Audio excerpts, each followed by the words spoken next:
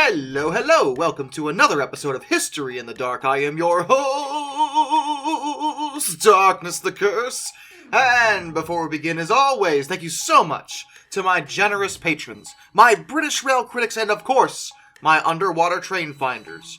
You are the reason why this content remains a delicious seafood diet, and today we are going to discuss lobsters. Yeah, that seems really weird already, but it's relevant because there was an incident in which two countries almost came to war over lobsters. Really? I'm not making this up. This is a really real thing that absolutely really happened, and as soon as I realized that it was a thing, I knew I had to talk about it. This is the story of the Lobster War. And the various list of issues that countries can come to war over, I would imagine that lobsters don't actually appear on that list. They generally keep to themselves. They live in the ocean, particularly spiny lobsters, which is relevant because that's the exact kind of lobster we're talking about. Although spiny lobster is actually a very, very, very, very vague term. There are a ton of different species that actually fall under that particular common name, but it doesn't really matter. You probably know what a lobster is. If you've been to a seafood restaurant, if you've been around, it's a lobster. It's a classic seafood delicacy. They are crustaceans, they live in the ocean, they go snip snip with their claws. They're lobsters. Why on earth would people want to shoot each other over lobsters? Well, I will answer this question. The countries involved consist of France and Brazil. It's pretty common knowledge that European powers in particular used to have a really bad habit of involving themselves in other countries a lot.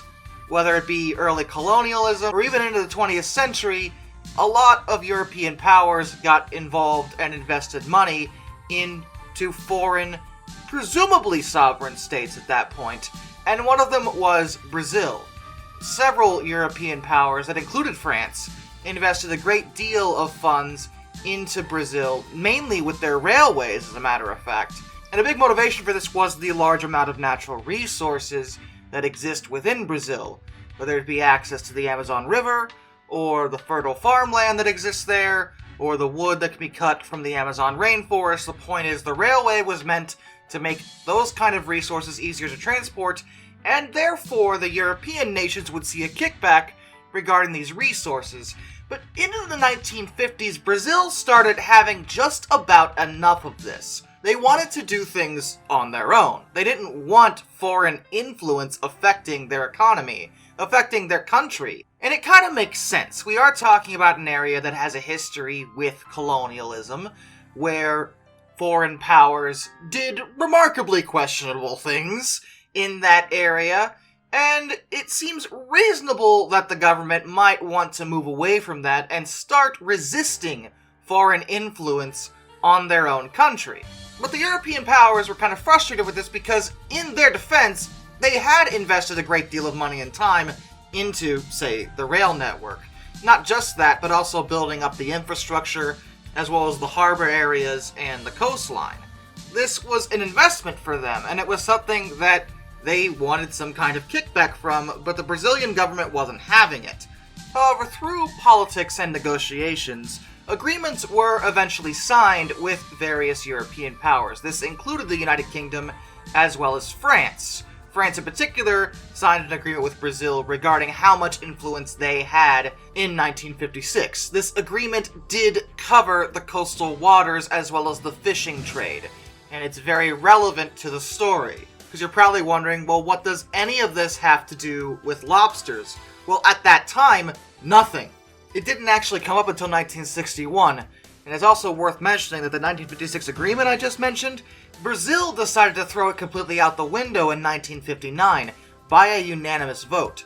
At the time, France was trying to fight to have the agreement reinstated, and was trying to convince the UK to help him out, but the Brits weren't eager to really get involved in this particular issue, and they, at the time at least, were staying neutral. Now, in 1961, there were some fishermen that had been working off the coast of Morocco. They'd had much success and decided to sail west a bit in search of lobsters. They actually managed to find some, quite a lot actually, off the coast of Pernambuco.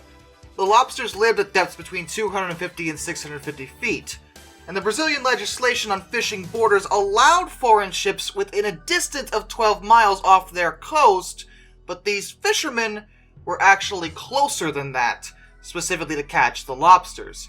This was noticed by local fishermen, Brazilian fishermen, who were deeply frustrated at foreigners coming to waters they considered theirs and taking gains that they could get for themselves. They complained to the government, and the Brazilian Navy found out. Admiral Toscano ordered 2 corvettes to verify the reports from the fishermen, and they confirmed the allegations were indeed correct. The Navy demanded that the French fishing boats leave and go further out to deeper waters, but the French fishermen were aware of the agreement that had been signed in 1956 that should allow them to fish where they were. But like I said, Brazil chose to throw that out the window in 1959, but as far as France was concerned, that agreement was still valid. You see the issue in terms of getting along here already, I suppose. The French fishermen were furious about this and asked their own government to send their own military fleet to protect them so they could fish, and I can't stress this enough, for lobsters.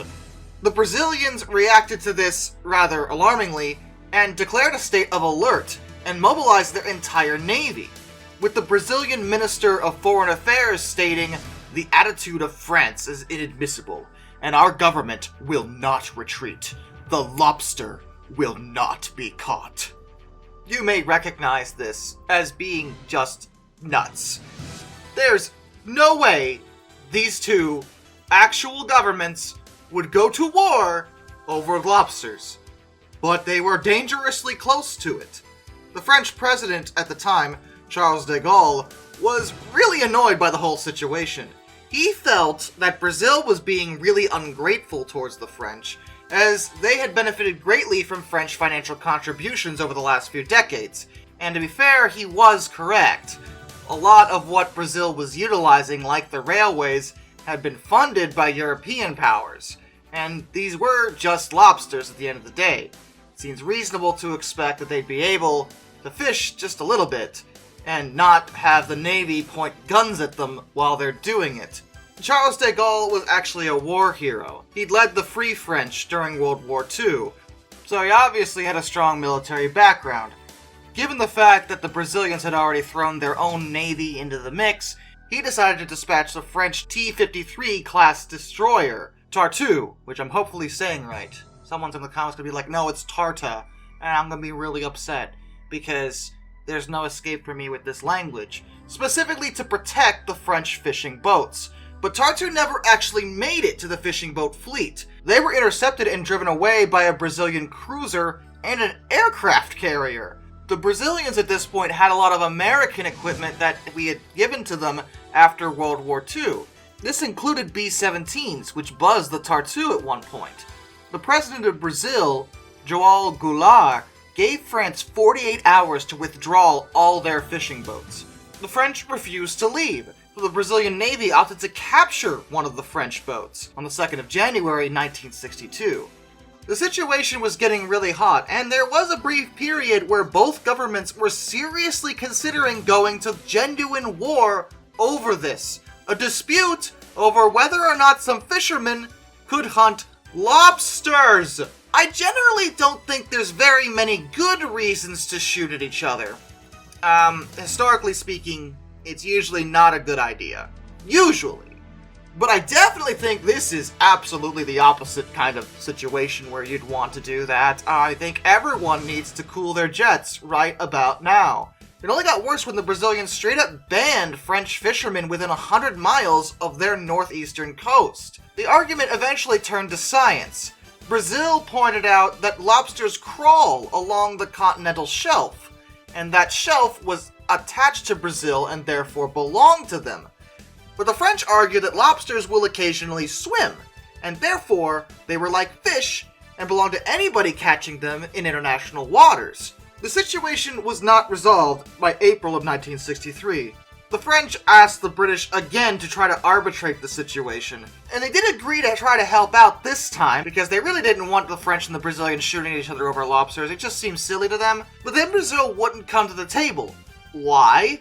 Well, because of us. Well, not really because of us, at least not directly. We didn't actually do anything in this situation. As far as my research shows, we were not involved.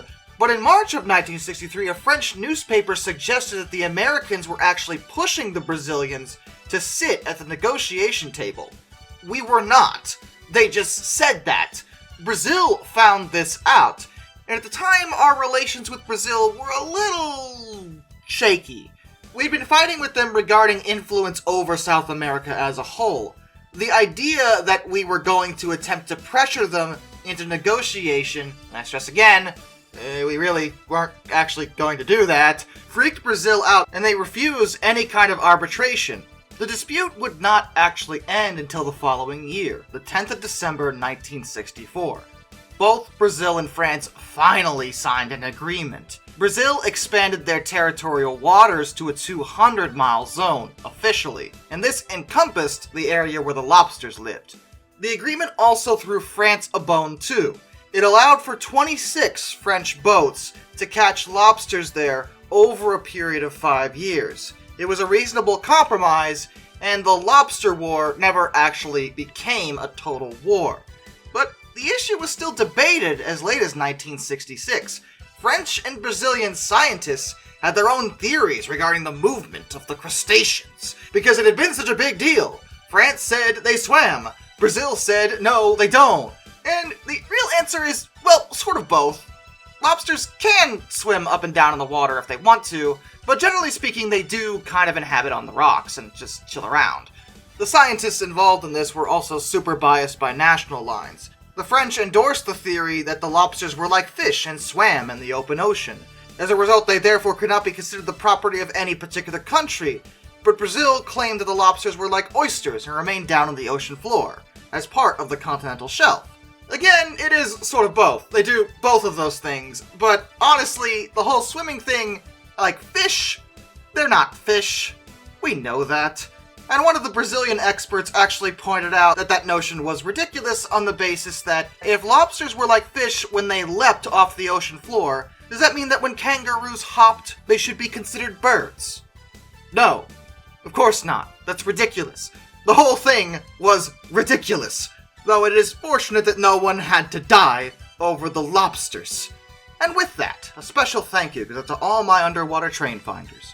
Thomas Ward, Lord Captain Von Thrust III, Somedude 267, Orange Glass, Joshua Long, Ohio Trucker 1, Royal Hudson 2860, Lord Hoth 444, Arthur Roy, Benjamin Owens, Panzer Kitchen 131-232, Mr. Black Rose, Master of None, Josh Johnson, Lock Kraken, Twin Fox, Dimeblade 17, and Anzac A1. Till next time. This is Darkness, and I bid you all a fond farewell.